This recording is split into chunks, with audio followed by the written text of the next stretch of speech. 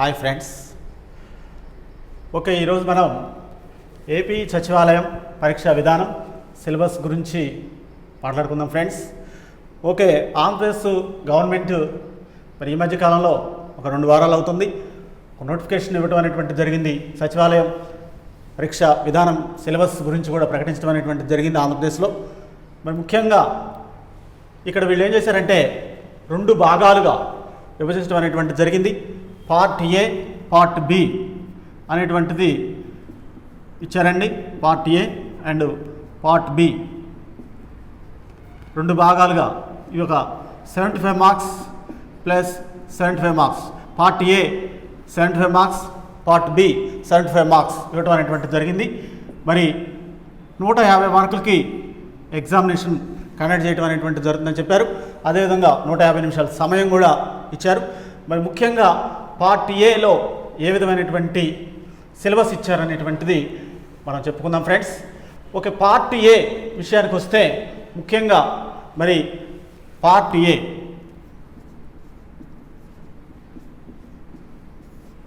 General studies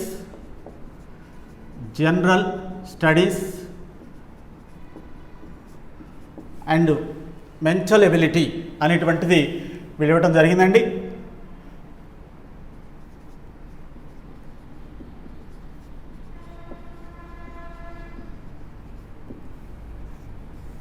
ఒకటే గుర్తుపెట్టుకోవాలి friends, general studies and mental ability అనేటువంటిది చాలా కీ రోల్ అని మనం చెప్పొచ్చు. పార్ట్ ఏలో వీళ్ళు general studies and mental ability ఇచ్చారు. అదేవిధంగా పార్ట్ బిలో మరి ముఖ్యంగా హిస్టరీ, ఎకనామిక్స్, జియోగ్రఫీ, కల్చర్ అనేటువంటి వాటి మీద ఎక్కువగా ఫోకస్ ఇవ్వటం అనేటువంటిది జరిగింది. అయితే ముఖ్యంగా మరి పార్ట్ ఏలో జనరల్ స్టడీస్ అండ్ మెంటల్ ఎబిలిటీలో భాగంగా మరి వీళ్ళు ఏమేమి ఇచ్చారనేటువంటిది సిలబస్లో మనం చూసినట్టయితే ఫస్ట్ది general mental ability and reasoning. General mental ability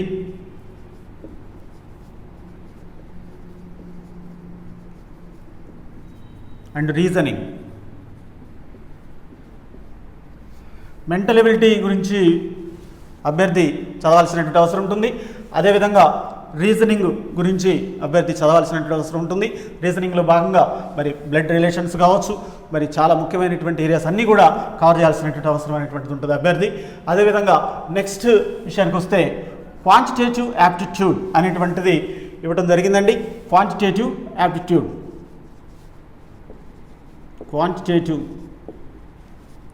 aptitude అనేటువంటిది ఇచ్చారు సిలబస్లో. అదేవిధంగా ముఖ్యంగా ఇక్కడ మరి వీళ్ళు డేటా ఇంటర్ప్రిటేషన్ కవర్ చేస్తూ దీన్ని చదవాల్సినటువంటి అవసరం ఉంది అనేటువంటిది ఇక్కడ పొందుపరచడం అనేటువంటిది జరిగిందండి.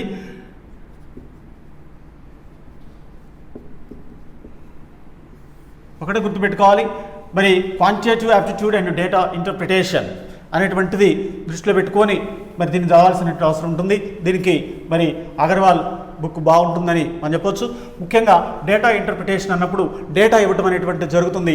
ఆ డేటా ప్రకారం, ఆ దత్తాంశం ప్రకారం మరి ఒక టేబుల్ చేసి వెన్ డయాగ్రామ్స్ కావచ్చు, దాని ప్రకారంగా క్వశ్చన్స్ ఇవ్వటం అనేటువంటిది జరుగుతుంది ఫ్రెండ్స్. ఇక్కడ ముఖ్యంగా చాలా ఈజీ వేలో మార్కులు తెచ్చుకోవడానికి అవకాశం అనేటువంటిది ఉంటుంది. కొద్దిగా టెక్నికల్గా ఆలోచన చేయాల్సిన అవసరం ఉంటుంది అభ్యర్థి. నెక్స్ట్ కాంప్రహెన్షన్ అనేటువంటిది సిలబస్లో ఇచ్చారు. Comprehension Telugu and English.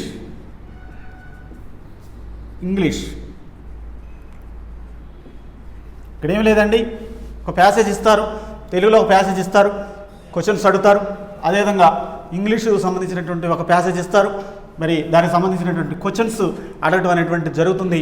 కానీ ఇది చాలామంది ఈజీ అనుకుంటారు. కానీ ఫర్ ఎగ్జాంపుల్ 5 మార్క్స్కి తెలుగులో ప్యాసేజ్ ఇస్తే కూడా 3 మార్క్స్ వరకు చేసేసి 2 మార్క్స్ చేయనటువంటి అభ్యర్థులు చాలామంది ఉంటారు ఎగ్జామినేషన్ హాల్లో. అదేవిధంగా ఇంగ్లీషు సంబంధించి కూడా అదే పరిస్థితి ఉంటుంది. అయితే ముఖ్యంగా ఈ కాంప్రహెన్షన్ ప్యాసేజీలో మరి వాళ్ళు ఎన్ని మార్కులకి అయితే ఇచ్చారంటే తెలుగులో ప్యాసేజ్ 5 మార్కులకి ఇచ్చారనుకోండి, 5 మార్కులు తెచ్చుకోవడం అనేటువంటిది ఒక కళగా మనం చెప్పొచ్చు. ఇక్కడ ముఖ్యంగా ఎలా తెచ్చుకోవాలనేటువంటి దాని గురించి కూడా ఒక నిమిషం చెప్తాను ఫ్రెండ్స్. ముఖ్యంగా ఒక ప్యాసేజ్ చదివేటప్పుడు 1కి 2 సార్లు అర్థం చేసుకొని అవగాహన రాహిత్యంతో కాకుండా అవగాహనతో మరి ఆ ప్యాసేజీని 1కి 2 సార్లు చదివినట్లయితే ఈజీగా వాళ్ళు అడిగినటువంటి ప్రశ్నకు సమాధానం ఇవ్వటం అనేటువంటిది చాలా తేలిక అవుతుంది ఫ్రెండ్స్. ఇక్కడ మరి మన వాళ్ళు ఏం చేస్తుంటారంటే అభ్యర్థులు రాసేటువంటి అభ్యర్థులు కొంతమంది ఏం చేస్తుంటారంటే వాళ్ళు అడిగినటువంటి క్వశ్చన్కి ఆన్సర్ మరి సెర్చ్ చేయటం, వెతుకులాడుకోవటం అనేటువంటి జరుగుతుంది. ఓన్లీ ఆ క్వశ్చన్కు ఆన్సర్ వెతుకులాడుకోవటం మరి ఆ క్రమంలోనే బిట్టుపోయేటువంటి అవకాశం అనేటువంటిది ఉంటుంది ఫ్రెండ్స్. మరి ముఖ్యంగా ప్యాసేజీ మొత్తాన్ని కూలంకషంగా అవగాహనతోటి చదవాల్సినటువంటి అవసరం ఉంటుంది. అభ్యర్థి కంపల్సరిగా ఆ కాంప్రహెన్షన్ ప్యాసేజీలో 5 మార్క్స్ అడిగారు అనుకోండి, తెలుగులో 5 మార్క్స్ తెచ్చుకోవడం ఈజీయే. కాకపోతే 1కి 2 సార్లు చదవాల్సినటువంటి అవసరం ఉంటుంది. కాకపోతే ఏంటంటే ఎగ్జామినేషన్ హాల్లో అక్కడ చాలా వరకు ఇబ్బంది పడుతుంటాడు కాబట్టి అభ్యర్థి ముందుగా మరి మోడల్ పేపర్స్ ఎగ్జామినేషన్ రాయబోయే ముందు ఒక 15 డేస్ ఉందనగా 15 రోజులు ఉందనగా మోడల్ పేపర్స్ని ప్రాక్టీస్ చేసినట్లయితే ఈజీగా మరి అభ్యర్థి ఎక్కువ మార్కులు తెచ్చుకోవటం కావచ్చు, అలవాటు పడటం కావచ్చు, ఎగ్జామినేషన్ హాల్లో కూడా మరి ఈజీగా మరి ఎక్కువ మార్కులు తెచ్చుకోవడం అనేటువంటిది జరుగుతుంది ఫ్రెండ్స్. తెలుగు అండ్ ఇంగ్లీష్లో కూడా కాంప్రహెన్షన్కి సంబంధించినటువంటి క్వశ్చన్స్ అడిగేటువంటి అవకాశం ఉందండి. నెక్స్ట్ జనరల్ ఇంగ్లీష్ అనగానే చాలా వరకు మరి ఇక్కడ అభ్యర్థులు చాలా వరకు వదిలిపెట్టేస్తుంటారు. కొంతమంది అయితే అసలు వదిలిపెట్టేస్తుంటారు. జనరల్ ఇంగ్లీష్ చాలా హార్డ్ సబ్జెక్ట్ కాబట్టి దీన్ని వదిలిపెట్టేసేసి మిగతా వాటిలో ఎక్కువ మార్కులు తెచ్చుకోవచ్చు కదా అనుకుంటే 1 మార్క్ అనేటువంటిది చాలా కీలకమండి. మరి ఇది నెగిటివ్ మార్క్ కూడా ఉంటుంది కాబట్టి దీంట్లో మరి ముఖ్యంగా ఆన్సర్ కరెక్ట్ అయితే 1 మార్క్ వస్తుంది. 4 ఆన్సర్లకి మరి ఒక ఈజీగా 1/4 అనేటువంటిది మరి మైనస్ మార్క్స్ కూడా ఉన్నాయి కాబట్టి చాలా జాగ్రత్తగా దీన్ని మరి ఎంపిక చేసుకోవాల్సిన అవసరం ఉంటుంది. జనరల్ ఇంగ్లీషు మేజర్గా ఒకటే గుర్తుపెట్టుకోవాలి, ఎస్ఎస్సి స్థాయిలో చదువుకోగలిగితే చాలండి. ఎస్ఎస్సి స్థాయి అంటే ఏముంటుందో ఆర్టికల్స్ ఉంటాయి, ప్రిపోజిషన్స్ ఉంటాయి, మరి డైరెక్ట్ ఇండైరెక్ట్ స్పీచ్ ఉంటుంది, యాక్టివ్ వాయిస్, ప్యాసివ్ వాయిస్ ఉంటుంది. మరి ఇవన్నీ కూడా చదువుకోగలిగితే ఈజీ వేలుగా మరి జనరల్ ఇంగ్లీష్లో కూడా ఎక్కువ మార్కులు తెచ్చుకోవడం అనేటువంటిది జరుగుతుంది. అభ్యర్థి జనరల్ ఇంగ్లీష్ కూడా మరి ఈజీగా ఎక్కువ మార్కులు తెచ్చుకోవడానికి అవకాశం ఉంటుందండి. అంతేగాని దాన్ని వదిలిపెట్టి మరి అక్కడ దీని గురించి ఎందుకు, దీన్ని వదిలేద్దాం అనేటువంటి కోణంలో ఉంటే అభ్యర్థికి ఎట్టి పరిస్థితులు కూడా జాబ్ వచ్చేటువంటి అవకాశం లేదండి. ఎందుకంటే ప్రతి మరి మార్కు కూడా కీలకమే కాంపిటేటివ్ ఎగ్జామ్లో. కాబట్టి ఎట్టి పరిస్థితుల్లో కూడా వాళ్ళు ఇచ్చినటువంటి సిలబస్లో ఏమిచ్చారు, దాన్ని మనం ఎంతవరకు కంప్లీట్ చేసామనేటువంటిది కూడా అభ్యర్థి అవగాహనతో ముందుకు పోవాల్సినటువంటి అవసరం అనేటువంటిది ఉంటుంది ఫ్రెండ్స్. ఓకే, నెక్స్ట్ మరి ప్రాథమిక కంప్యూటర్ పరిజ్ఞానం.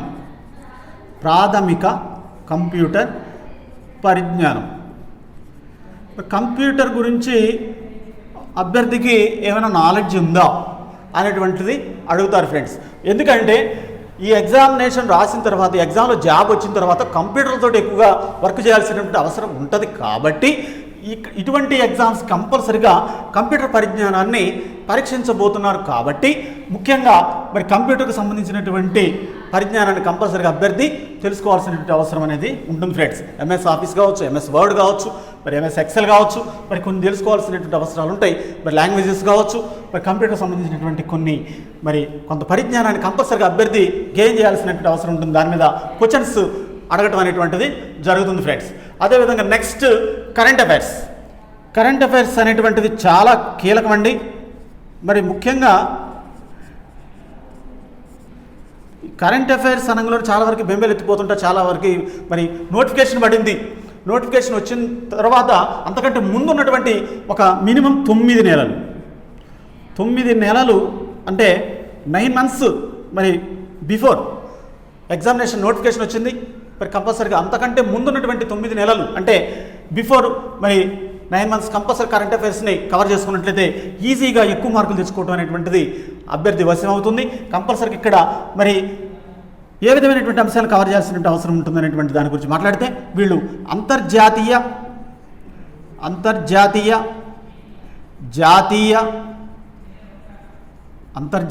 జాతీయ మరియు రాష్ట్రీయ,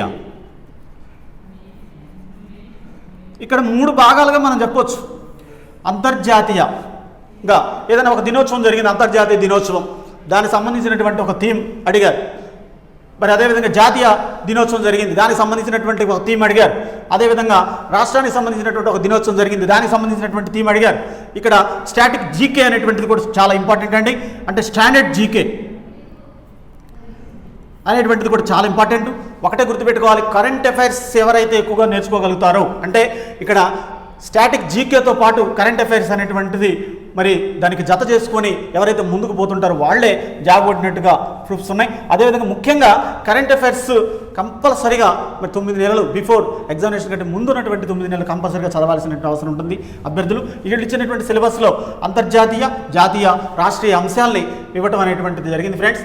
కంపల్సరీగా ఈ విధంగా పార్ట్ ఏలో ఇవి కొన్ని అంశాలు. నెక్స్ట్ పార్ట్ ఏలోనే ఇంకొక అంశం ఉంది, general science. General science and science and technology.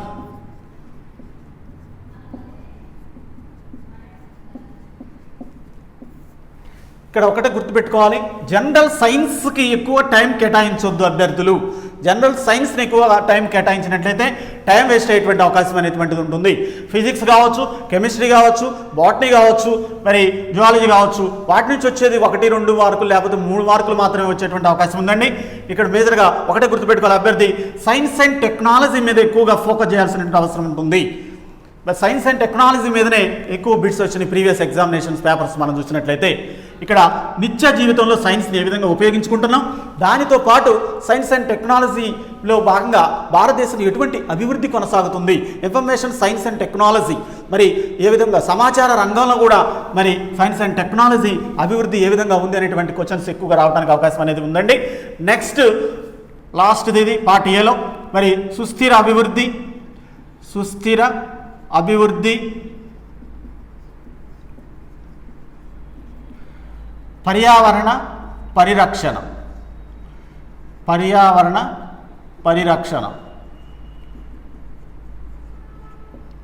ఇది చాలా మోస్ట్ ఇంపార్టెంట్ అండి. నవేడేస్ ఇది చాలా మోస్ట్ ఇంపార్టెంట్ అని మరి ఐక్యరాజ్య సమితి ప్రకటించింది. మరి ముఖ్యంగా సుస్థిర అభివృద్ధి, పర్యావరణ పరిరక్షణ అంటే ఏంటంటే మరి ఎట్టి పరిస్థితుల్లో కూడా ప్రస్తుత అవసరాల్ని అంటే ప్రస్తుత వనరులను ఉపయోగించుకుంటూ భవిష్యత్తు తరాలకు మరి ఎట్టి పరిస్థితుల్లో కూడా ఇబ్బంది కలిగించకుండా ప్రస్తుత అవసరాలు తీర్చుకుంటూ ముందుకు పోవలసినటువంటి అవసరం ఉంది. కాబట్టి ఆ విధంగా మనం సస్టైనబుల్ డెవలప్మెంట్ అంటాం దీన్ని. అదేవిధంగా ఎన్విరాన్మెంట్ని ఏ విధంగా మరి ప్రొటెక్ట్ చేయాల్సినటువంటి అవసరం ఉంది. ఈజీగా దీని మీద క్వశ్చన్స్ అడగడానికి అవకాశం ఉంది. పర్యావరణ దినోత్సవాల గురించి బిట్స్ వచ్చేటువంటి అవకాశం ఉంది.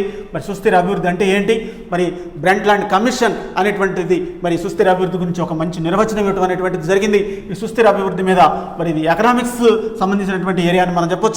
ఎకనామిక్స్లో సుస్థిర అభివృద్ధి, పర్యావరణ పరిరక్షణ గురించి కూడా చాలా మరి BA ఎకనామిక్స్లో ఇది ఒక అంశంగా ఉంది. దాంట్లో కూడా అకాడమీ బుక్లో కూడా దాన్ని చదువుకుంటే ఎక్కువ మార్కులు వచ్చేటువంటి అవకాశం ఉంది ఫ్రెండ్స్. ముఖ్యంగా సుస్థిర అభివృద్ధి, పర్యావరణ రక్షణ మీద బిట్లు వచ్చేటువంటి అవకాశం ఉంది. వీళ్ళు ఇచ్చినటువంటి సిలబస్లో పార్ట్ ఏ ఇది 75 మార్క్స్ అని చెప్పడం జరిగింది. అంటే ఎన్ని ఏరియాలు ఉన్నాయో మనం ఒకసారి గమనించినట్లయితే 1, 2, 3, 4, 5, 6, 7, 8 మరి ఏరియాస్ ఉన్నాయి. ఈ 8 ఏరియాస్ మనం చూసినట్లయితే ఏ ఏరియాస్ నుంచి ఎక్కువగా క్వశ్చన్స్ రావడం అనేటువంటిది జరిగింది అనేటువంటి విషయానికి వస్తే జనరల్ స్టడీస్, ముఖ్యంగా general mental ability and reasoning గురించి కూడా ఎక్కువగా అడిగారు. మరి ముఖ్యంగా సైన్స్ అండ్ టెక్నాలజీ మీద ఎక్కువ అడిగారు. అదేవిధంగా ప్రీవియస్ పేపర్స్ మనం గమనించినట్లయితే కరెంట్ అఫైర్స్ నుంచి కనీసం 10 నుంచి 15 ప్రశ్నలు అడగటం అనేటువంటిది జరిగింది ఫ్రెండ్స్. ఇక్కడ ముఖ్యంగా కరెంట్ అఫైర్స్ని కూడా అభ్యర్థి బాగా మరి చదవాల్సిన అవసరం ఉంటుంది. ఎందుకంటే సైన్స్ అండ్ టెక్నాలజీ అనగానే అసలుకి లేటెస్ట్గా వచ్చేటువంటి కరెంట్ అఫైర్స్లోనే సైన్స్ అండ్ టెక్నాలజీ అనేటువంటిది ఉంటుంది. ముఖ్యంగా మరి డిఫెన్స్ కావచ్చు, మరి అదేవిధంగా డిసీజెస్ కావచ్చు, ప్రెజెంట్ కరోనా వైరస్ ఉంది, దీని మీద కూడా బిట్స్ వచ్చేటువంటి అవకాశం అనేటువంటిది ఉంటుంది ఫ్రెండ్స్. మరి ఎబోలా వైరస్ కావచ్చు, మరి చాలా వైరస్లు మరి వచ్చినటువంటి సందర్భాలు, అదేవిధంగా WHO వరల్డ్ హెల్త్ ఆర్గనైజేషన్ అనేటువంటి దాని గురించి అడగడానికి అవకాశం అనేటువంటిది ఉంటుంది. వరల్డ్ హెల్త్ ఆర్గనైజేషన్ యొక్క డైరెక్టర్ ఎవరు, ప్రెజెంట్ డైరెక్టర్ ఎవరు అనేటువంటి క్వశ్చన్ అడగడానికి అవకాశం అనేటువంటిది ఉంటుంది ఫ్రెండ్స్. ఇక్కడ ముఖ్యంగా ఈ యొక్క జనరల్ సైన్స్ అండ్ టెక్నాలజీని మరి కరెంట్ అఫైర్స్ తోటి లింకప్ చేసుకొని ముందుకు పోవాల్సినటువంటి అవసరం అనేటువంటిది ఉంటుంది ఫ్రెండ్స్. ముఖ్యంగా పార్ట్ ఏలో 75 మార్క్స్కి ఈజీగా 50 మార్క్స్ అంటే 50+ ఈజీగా తెచ్చుకోవడానికి అవకాశం అనేటువంటిది ఉంటుంది. అభ్యర్థి సగటు అభ్యర్థి కూడా తెచ్చుకోవడానికి అవకాశం ఉంటుంది. కానీ ఎక్కువగా ఇంకా కష్టపడితే 60+ కూడా తెచ్చుకోవడానికి అవకాశం అనేటువంటిది ఉంటుంది ఫ్రెండ్స్. ఇక్కడ ముఖ్యంగా పార్ట్ ఏలో general studies and mental ability అనేటువంటిది టైటిల్ ఇచ్చారు. మరి జనరల్ స్టడీస్ సగం, మెంటల్ ఎబిలిటీ సగం అనేటువంటిది మనకి ఇండైరెక్ట్గా వాళ్ళు ఇచ్చినట్టుగా అర్థమవుతుంది. అదేవిధంగా జనరల్ స్టడీస్ విషయానికి వచ్చేసరికి ఏ విధమైనటువంటి ఇచ్చారనేటువంటి విషయాన్ని చూసుకున్నట్టయితే ముఖ్యంగా మరి మెంటల్ ఎబిలిటీ అన్నప్పుడు ఇవే వస్తాయి. General mental ability and reasoning, quantitative aptitude and data interpretation వరకు మనకి మెంటల్ ఎబిలిటీ కిందకు వస్తుంది. ఇది జనరల్ స్టడీస్ కిందకు వస్తుంది, కరెంట్ అఫైర్స్, మరి అదేవిధంగా జనరల్ సైన్స్ అండ్ టెక్నాలజీ, అదేవిధంగా సుస్థిర అభివృద్ధి, పర్యావరణ పరిరక్షణ అనేటువంటి అన్నీ కూడా జనరల్ స్టడీస్ కిందకు వస్తాయి. కాబట్టి ఇక్కడ 70 మార్క్స్లో ఈజీగా 60+ మార్క్స్ తెచ్చుకోవడానికి ఎక్కువ అవకాశం అనేటువంటిది ఉంటుందండి. ఈజీగా 30 రోజుల్లోనే ఈ సిలబస్ అంతా కూడా చదవడానికి అవకాశం అనేది ఉంది ఫ్రెండ్స్. 30 డేస్లోనే కూడా కంప్లీట్ చేయొచ్చు. ఎందుకంటే లిమిటెడ్ ఏరియాస్ని ఈజీగా చదువుకోగలిగితే, అంటే ఓన్లీ వాళ్ళు ఏం అడుగుతున్నారు, మనం ఏం చదవాలనేటువంటిది అభ్యర్థికి తెలియాల్సిన అవసరం ఉంది. ఎప్పుడు తెలుస్తుంది? సిలబస్ గురించి ఒక ఐడియా ఉన్నప్పుడు, ప్రీవియస్ పేపర్స్ని స్టడీ చేసినప్పుడు, అదేవిధంగా ప్రశ్నల విశ్లేషణ తెలిసినప్పుడు, అదేవిధంగా ముఖ్యంగా మరి కరెంట్ అఫైర్స్పై పట్టుందా లేదా నాకు అనేటువంటిది తెలుసుకున్నప్పుడు, మరి ముఖ్యంగా చాలా వరకు అభ్యర్థికి తన పరిజ్ఞానం ఎంత ఉందనేటువంటిది తనకు మాత్రమే తెలుస్తుంది. కాబట్టి ఆ విధంగా ఆ కోణంలో చదవగలిగితే ఈజీగా ఎక్కువ మార్కులు తెచ్చుకోవడం అనేటువంటిది జరుగుతుంది ఫ్రెండ్స్. పార్ట్ ఏ అయిపోయింది. పార్ట్ బి గురించి ఇప్పుడు తెలుసుకుందాం ఫ్రెండ్స్. పార్ట్ బిలో వీళ్ళు చాలా టెక్నికల్గా చాలా ఈజీగా అడగడానికి అవకాశం ఉంది. కాకపోతే అభ్యర్థులంతా కూడా చాలా మరి భయపడటం అనేటువంటిది జరుగుతుంది. సిలబస్ ఎంత ఉంది కదా అనేటువంటిది అభ్యర్థులు భయపడుతున్నారు. ముఖ్యంగా చూసినట్టయితే మరి వీళ్ళు ఇచ్చినటువంటి సిలబస్లో ఫర్ ఎగ్జాంపుల్ ఇప్పుడు పార్ట్ బి విషయానికి వస్తే ఇక్కడ హిస్టరీ అండ్ ఎకానమీ,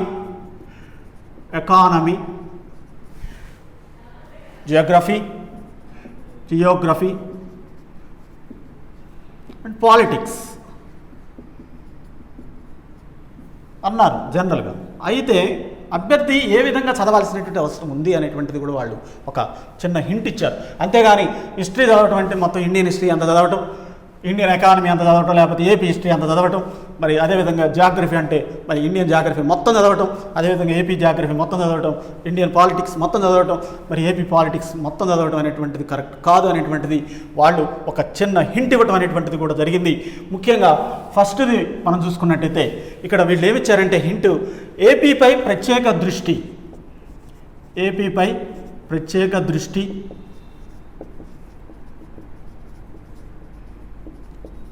దృష్టి భారతదేశ సంస్కృతి అండి, భారతదేశ చరిత్ర సంస్కృతి.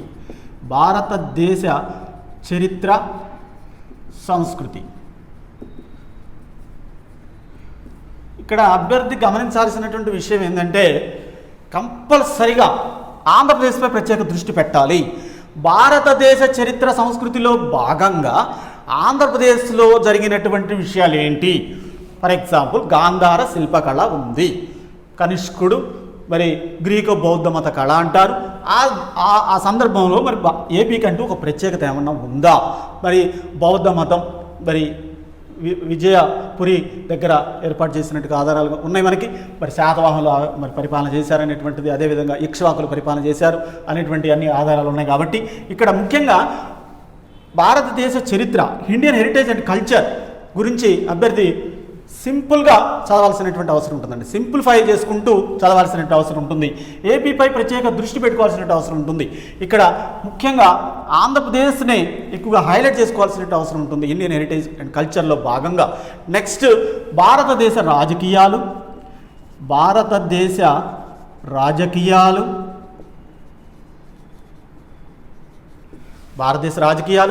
పాలన, రాజ్యాంగ సమస్యలు,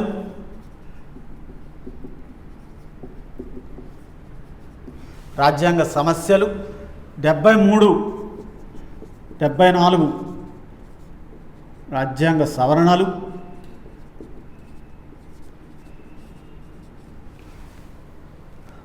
అదేవిధంగా మరి ప్రజా విధానం,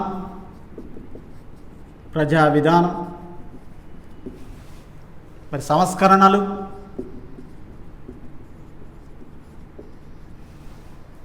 ముఖ్యంగా కేంద్ర రాష్ట్ర సంబంధాలు,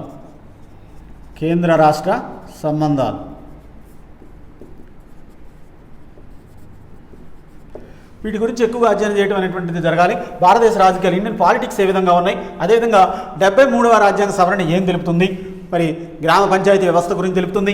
అదేవిధంగా 74వ రాజ్యాంగ సవరణ ఏం తెలుపుతుంది, మున్సిపాలిటీ విధానం, కార్పొరేషన్ సిస్టమ్ అనేటువంటిది ఏ విధంగా ఉంది అనేటువంటి దాని గురించి, నగర పరిపాలన ఏ విధంగా ఉండాలనేటువంటిది 74వ రాజ్యాంగ సవరణ తెలుపుతుంది. అదేవిధంగా ప్రజా విధానం, సంస్కరణలు, కేంద్ర రాష్ట్ర సంబంధాలు, అది శాసన సంబంధాలు కావచ్చు, ఆర్థిక సంబంధాలు కావచ్చు, పరిపాలన సంబంధాలు కావచ్చు, మరి పొలిటికల్గా ఉన్నటువంటి సంబంధాలు కూడా కావచ్చు. అయితే ఇక్కడ ఈ ముఖ్యంగా ఇది కూడా ఎలా చదవాలంటే ఆంధ్రప్రదేశ్లో జరిగినటువంటి వాటికంటే కూడా భారతదేశానికి సంబంధించినటువంటి పాలిటిక్స్ ఎక్కువ చదవాల్సినటువంటి అవసరం ఉందండి. ఇక్కడ ఇండియన్ పాలిటీ మీద ఎక్కువ దృష్టి పెట్టాల్సినటువంటి అవసరం అనేది ఉంటుంది. నెక్స్ట్ విషయానికి వస్తే మరి ఆంధ్రప్రదేశ్ ప్రభుత్వం, ఏపీ ప్రభుత్వం సంక్షేమ పథకాలు అభివృద్ధి,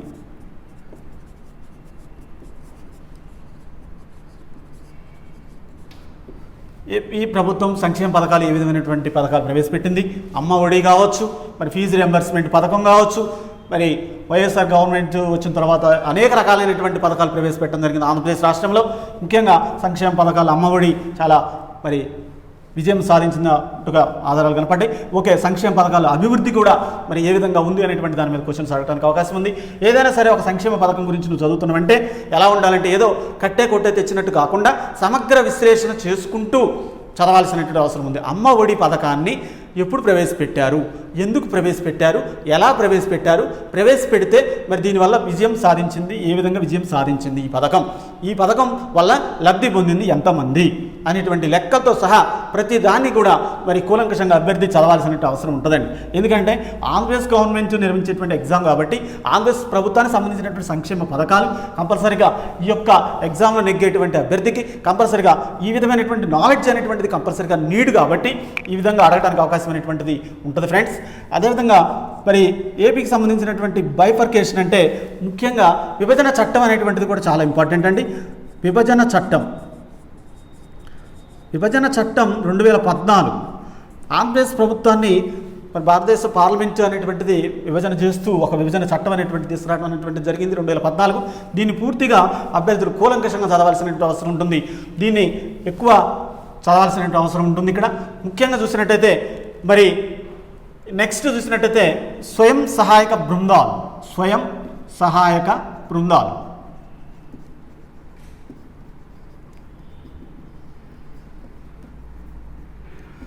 సెల్ఫ్ హెల్ప్ గ్రూప్స్, మరి ముఖ్యంగా మహిళా సాధికారత వీటి వల్లే సాధ్యమవుతుంది. మహిళా సాధికారత,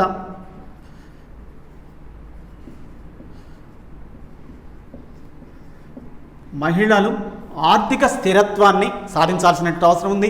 వాళ్ళ కాళ్ళపై వాళ్ళు మరి నిల్చోవటం అనేటువంటిది అంటే ఇక్కడ వాళ్ళ యొక్క ఆర్థిక స్థిరత్వాన్ని బలోపేతం చేయాల్సిన అవసరం ఉంది గవర్నమెంట్కి.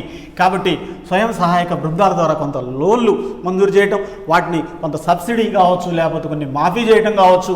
మరి ముఖ్యంగా మహిళా సాధికారత దిశగా గవర్నమెంట్ ఏ విధమైనటువంటి పథకాలను ప్రవేశపెట్టింది అనేటువంటి వాటి మీద క్వశ్చన్స్ అడగడానికి అవకాశం ఉంది. అదేవిధంగా ఆర్థిక అభివృద్ధి అనేటువంటి దాని గురించి కూడా క్వశ్చన్స్ వస్తాయి. ఆర్థిక అభివృద్ధి అన్నప్పుడు ఇక్కడ ఒకటే గుర్తుపెట్టుకోవాలి, కొన్ని ఆర్థిక అభివృద్ధి అన్నప్పుడు కంపల్సరీగా బడ్జెట్ గురించి కూడా అభ్యర్థి కొంత చదవాల్సిన అవసరం ఉంటుందండి. ఇక్కడ మరి ఆంధ్రప్రదేశ్ బడ్జెట్ మరి ఏ విధంగా ఉంది, రీసెంట్గా వచ్చినటువంటి బడ్జెట్లో ఏ విధమైనటువంటి పథకాలు ప్రవేశపెట్టారనేటువంటి విషయాన్ని కూడా అభ్యర్థి పూర్తిగా, వాస్తవం చెప్పాలంటే ఇవన్నీ కరెంట్ అఫైర్స్లో భాగంగా కూడా అభ్యర్థి చదవాల్సిన అవసరం ఉంటుంది ఫ్రెండ్స్. ఇక్కడ ముఖ్యంగా సామాజిక న్యాయం గురించి కూడా అభ్యర్థి చదవాల్సినటువంటి అవసరం ఉంటుంది. మరి సంస్కృతిలో కొన్ని కట్టుబాట్లు, ఆచారాలు, మరి ఇవన్నీ సాంప్రదాయాలు ఉన్నాయి. ఫర్ ఎగ్జాంపుల్ జల్లికట్టు అనేటువంటిది మరి హింసించడం, జంతువులను చంపివేయడం అనేటువంటిది మంచి పద్ధతి కాదు అనేటువంటిది ఒక నిర్ణయం తీసుకోవడం అనేటువంటిది జరిగింది. అంటే జంతువు హింస అనేటువంటిది మంచిది కాదు, చాలా వరకు పాపం, ఈ విధంగా చేయొద్దు అనేటువంటి దాని మీద మరి బిట్లు రావడానికి అవకాశం అనేటువంటిది ఉంటుంది ఫ్రెండ్స్. ఈ విధంగా మరి కంపల్సరీగా ఈ విధంగా చేసుకుంటే 30 రోజుల్లో కూడా చదవడానికి అవకాశం ఉంటుంది. 30 డేస్లో కూడా అభ్యర్థి ఈజీగా చదివి మరి ఈ యొక్క సిలబస్ ప్యాటర్న్లో ఒక ఐడియా ఫ్రేమ్ చేసుకుంటే ఈజీగా అభ్యర్థి ఎక్కువ మార్కులు తీసుకోవడానికి అవకాశం ఉంటుంది. ఇక్కడ ముఖ్యంగా ఆర్థిక అభివృద్ధి అన్నప్పుడు దేశం యొక్క ఎకానమీతో పాటు ఇక్కడ ఏపీ ఎకానమీని కూడా అభ్యర్థి కంపల్సరీగా చదవాల్సినటువంటి అవసరం అనేది ఉంటుంది ఫ్రెండ్స్. ఇక్కడ ఆంధ్రప్రదేశ్ కంపల్సరీగా ఇక్కడ ఏపీ బడ్జెట్ గురించి కంపల్సరీగా అభ్యర్థి చదవాలి. ఎందుకంటే బడ్జెట్లో ఏ విధమైనటువంటి పథకాలకు ఎంతెంత కేటాయించారు, కేటాయింపులు ఏ విధంగా జరిగినాయి, మరి వాటి యొక్క ప్రాధాన్యాలు ఏ విధంగా ఉన్నాయనేటువంటిది కూడా అభ్యర్థి గమనించాల్సిన అవసరం అనేది ఉంటుంది ఫ్రెండ్స్. ఈ విధంగా ఆంధ్రప్రదేశ్లో జరిగినటువంటి సచివాలయం పరీక్ష విధానం సిలబస్ ఈ విధంగా ఉందండి. Part A 75 marks, part B 75 marks, మొత్తం మీద టోటల్గా 150 మార్కులకు 150 నిమిషాలు సమయం ఇస్తారు. అదేవిధంగా ముఖ్యంగా చూసుకున్నట్టయితే పార్ట్ ఏలో general studies and mental ability అనేటువంటిది ఉంది. మరి అదేవిధంగా పార్ట్ బిలో మరి ముఖ్యంగా history, economy and geography, politics కింద మరి బిట్స్ ఇవ్వడం అనేటువంటిది జరుగుతుంది. ముఖ్యంగా అభ్యర్థి ఇండియన్ పాలిటీని ఎక్కువ చదవాలి, అదేవిధంగా ఏపీ ఎకానమీని ఎక్కువ చదవాలి, అదేవిధంగా ఏపీ జాగ్రఫీ అండ్ మరి ఇండియన్ జాగ్రఫీ గురించి కూడా చదవాల్సినటువంటి అవసరం ఉంటుంది ఫ్రెండ్స్. ఇక్కడ జాగ్రఫీ అనేటువంటిది కూడా ఉన్నది గమనించాలి. ఇక్కడ ముఖ్యంగా ఏపీ జాగ్రఫీని కూడా చదవాల్సినటువంటి అవసరం అనేది ఉంటుంది. మరి ఆంధ్రప్రదేశ్లో ఉన్నటువంటి వనరులు ఏంటి, అదేవిధంగా ఖనిజాలు ఏ విధంగా లభిస్తున్నాయి, మరి ఇక్కడ ఉన్నటువంటి భౌగోళిక వనరులు ఏ విధంగా ఉన్నాయి, మరి అదేవిధంగా విశాఖపట్నం సహజ ఓడరేవు మరి ఏంటి, దీని విశిష్టత ఏంటి అనేటువంటి విధంగా, అదేవిధంగా మరి ఇక్కడ నౌకా రవాణా ఏ విధంగా ఉంది అనేటువంటి విధంగా క్వశ్చన్స్ అడగడానికి అవకాశం అనేటువంటిది ఉంటుంది. ఇక్కడ ముఖ్యంగా ఏపీ జాగ్రఫీ అంటే ఇండియన్ జాగ్రఫీ చదివేటప్పుడే ఏపీ జాగ్రఫీని చదువుకోవచ్చు. ఎందుకంటే ఇండియన్ జాగ్రఫీలో ఒక భాగమే ఏపీ జాగ్రఫీ కాబట్టి కంపల్సరీ ఇండియన్ జాగ్రఫీని మరి చదువుకుంటూ ఏపీ జాగ్రఫీని దాంట్లో చదువుకుంటూ పోతే అభ్యర్థికి ఈజీగా మరి కవర్ చేసుకోవడానికి అవకాశం అనేటువంటిది ఉంటుంది. ఇండియన్ ఎకానమీ అన్నప్పుడు కంపల్సరీగా భారతదేశంలో ఉన్నటువంటి ప్రణాళికలు మరి నీతి ఆయోగ్ వరకు చదవాల్సిన అవసరం ఉంది. భారతదేశం ముందుకు పోవాలంటే కంపల్సరీగా ప్రణాళికలు మరి విజయవంతం కావాలి. ఒక ఆర్థికంగా అభివృద్ధి కావాలంటే మనం ఒక ప్లాన్ ప్రకారం నడవాలి. కాబట్టి భారతదేశ ప్రణాళికలు, విధానాలు, అదేవిధంగా మరి నీతి ఆయోగ్ వరకు కూడా అభ్యర్థి చదవాల్సిన అవసరాలు ఉంటాయి. ఎకానమీ పర్పస్లో చూసుకున్నట్టయితే మరి ముఖ్యంగా పాలిటీ విషయానికి వస్తే కంపల్సరీగా ఇండియన్ పాలిటీ అన్నప్పుడు కంపల్సరీగా 73, 74 రాజ్యాంగ సవరణలు కంపల్సరీ చదవాల్సిన అవసరం ఉంటుందండి. అదేవిధంగా కేంద్ర రాష్ట్ర సంబంధాలు కూడా అభ్యర్థి కంపల్సరీగా చదవాల్సిన అవసరం ఉంటుంది. ఈ విధంగా చేసుకుంటే ఎక్కువ మార్కులు వచ్చేటువంటి అవకాశం అనేది ఉంటుంది ఫ్రెండ్స్. పార్ట్ బి ముఖ్యంగా హిస్టరీ, జాగ్రఫీ, మరి ఎకానమీ అండ్ పాలిటిక్స్ అనేటువంటిది ఇక్కడ సోషల్ స్టడీస్ బ్యాక్గ్రౌండ్ ఉన్నటువంటి వాళ్ళకి ఇది ఎక్కువ మార్కులు వచ్చేటువంటి అవకాశం ఉంది. కాకపోతే వాళ్ళైనా సరే ఎక్కువ సార్లు చదవటం వల్ల మరి బిట్స్ చేయడానికి అవకాశం ఉంటుంది. ముఖ్యంగా ఒక కాంపిటేటివ్ అభ్యర్థి మరి ముఖ్యంగా కొన్ని విషయాలు గుర్తుపెట్టుకుంటే మరి జాబ్ రావడానికి ఎక్కువ అవకాశం అనేటువంటిది ఉంటుంది ఫ్రెండ్స్. ముఖ్యంగా పరీక్షలకు నేను సిద్ధం అనేటువంటిది ప్రతి అభ్యర్థి అనుకోవాల్సిన అవసరం ఉంటుంది. అదేవిధంగా సిలబస్ ఏ విధంగా ఉంది అనేటువంటిది కూడా అభ్యర్థి మరి తెలుసుకోవాల్సిన అవసరం ఉంటుంది. ఫస్ట్ ఏ ఎగ్జామ్కి అయితే నువ్వు ప్రిపేర్ అవుతున్నావో ఆ యొక్క సిలబస్ని మరి నువ్వు ఫస్ట్ స్టడీ చేయాలి. అదేవిధంగా ప్రీవియస్ పేపర్స్ని మరి కంపల్సరీగా ప్రీవియస్ పేపర్స్ ఎటువంటి క్వశ్చన్స్ వచ్చినాయి అనేటువంటిది కూడా అభ్యర్థి తెలుసుకోవాల్సిన అవసరం అనేది ఉంటుంది. అదేవిధంగా ప్రీవియస్ పేపర్స్లో మరి ప్రశ్నల విశ్లేషణ ఏ విధంగా కొనసాగింది. ఫర్ ఎగ్జాంపుల్ అమ్మఒడి పథకం కావచ్చు, లేదన్నా ఏదైనా ఒక పథకం కావచ్చు, ఒక డేట్ అడిగారు, ఓన్లీ ఆ డేట్ వరకే చదవకుండా నెక్స్ట్ కూలంకషంగా చదవాల్సిన అవసరం అనేది ఉంటుంది ఫ్రెండ్స్. నెక్స్ట్ సిలబస్నే మరి ఇంకో విషయాన్ని కూడా అభ్యర్థి క్వశ్చన్ తనంతరాతనతో ప్రశ్నించుకోవాలి. సిలబస్ నేను ఎంతవరకు చదివాను, సిలబస్ ఓకే కంప్లీట్ అయింది, నేను రివిజన్ చేశానా లేదా, రివిజన్ కూడా చేసుకుంటే ఎక్కువ మార్కులు రావడానికి అవకాశం అనేటువంటిది ఉంటుంది. ఇంకో విషయం ఏంటంటే కరెంట్ అఫైర్స్ మీద కంపల్సరీగా పట్టు లేకపోతే కంపల్సరీగా జాబ్ వచ్చేటువంటి అవకాశం అనేటువంటిది ఉండదు ఫ్రెండ్స్. ఈ విధంగా ఆంధ్రప్రదేశ్ సంబంధించినటువంటి సచివాలయం పరీక్షా విధానం సిలబస్ ఈ విధంగా ఉందండి. ఈ విధంగా అభ్యర్థులు ప్రిపేర్ అయినట్లయితే ఎక్కువ మార్కులు రావడానికి అవకాశం అనేటువంటిది ఉంటుంది ఫ్రెండ్స్.